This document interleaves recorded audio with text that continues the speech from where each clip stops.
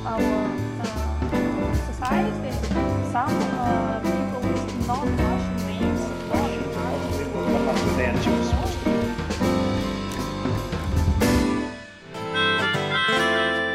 А я сплю в футболке твоей, она навевает мне чувство прошедшей любви. Я ночь провожу с ней, я так не хочу забывать все, что ты... Finding out where you get your information from the outside, I think I want to see where you get your information from the inside.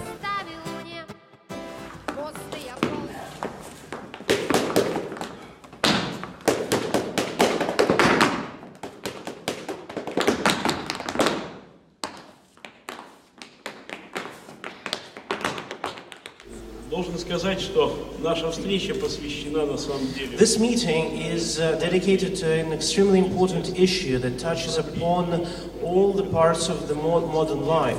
The issue of communication has taken a rather dramatic turn because the question now is how can a person survive without being manipulated or falling prey to manipulation?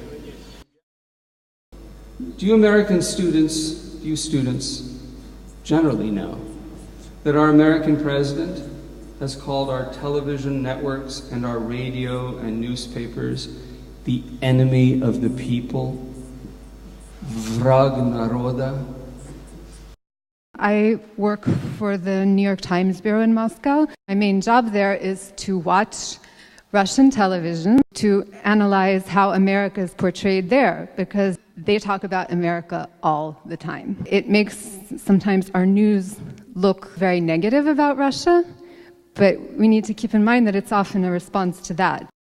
The federal media, they try to just simply show the government and what it does in a good light. Some issues are played down, and some advancements of our government are painted in a very, very good light, sometimes better than it actually is.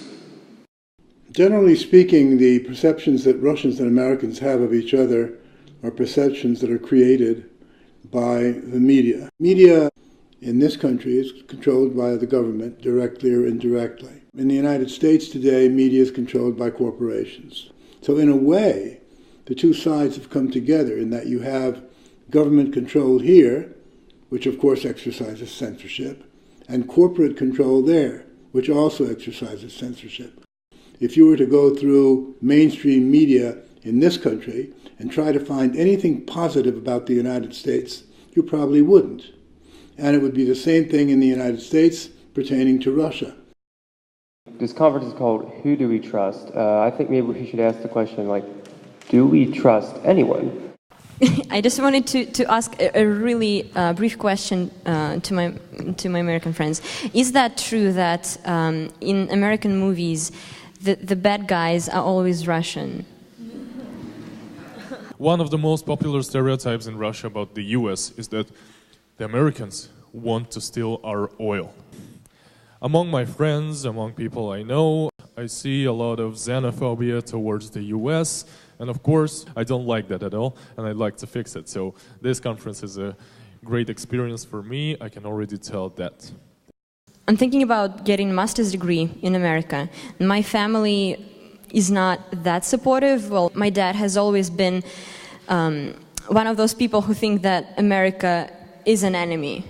So yeah, my family's from a very small town originally, and they tend to be the very typical like Trump supporter family.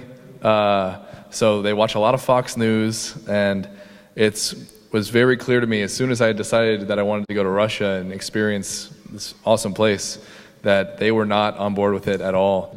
My parents, for example, they're kind of a mirror version of Soya's parents, but it's not Trump, it's Putin, and they consume the state channels and the state media very often.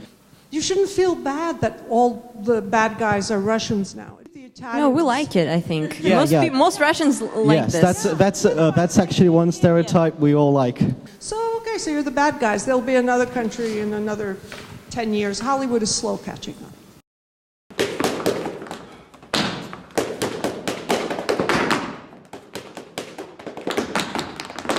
Today, I think that in both countries, in the United States and in Russia, the perceptions are even more negative than during the Cold War. The anti-American sentiment that one meets in this country is much higher than it was when citizen diplomacy just began. In the United States, you have pretty much the same situation. The president of Russia, Mr. Putin, is described as a thug, a killer. There is a fear of Russia, and when you react from fear, you usually react the wrong way. Perhaps the idea of citizen diplomacy should be much more heavily promoted. I think it's a very simple idea, but until I was invited to this conference, citizen diplomacy is not a phrase I'd ever heard before. As well as for Nathan, citizen diplomacy was as much of a revelation for me, and now I see that this is maybe the only way we can fix the situation now. I was one of those who participated in first Russian-American students' youth gatherings. We didn't trust institutions, we trusted in people. In those journalists, in those fantastic people who digged and developed behind Iron Curtain. Those efforts what destroyed this Iron Curtain. So what should we do before we all meet again in person? Can we create a U.S.-Russian civics curriculum? People talking to people meeting is exactly what we should all be doing. People-to-people exchanges, so that on both sides there is a personal involvement. When you just tell, even person to person, about your experience, about what you like about the opposite country, all these new interesting connections will come and new projects. It's always a personal connections, and you never know what can happen. So just be open, and these unexpected things can happen. I am just a simple Russian girl. I've got vodka in my blood, so I dance with brown bears, and my soul is torn apart.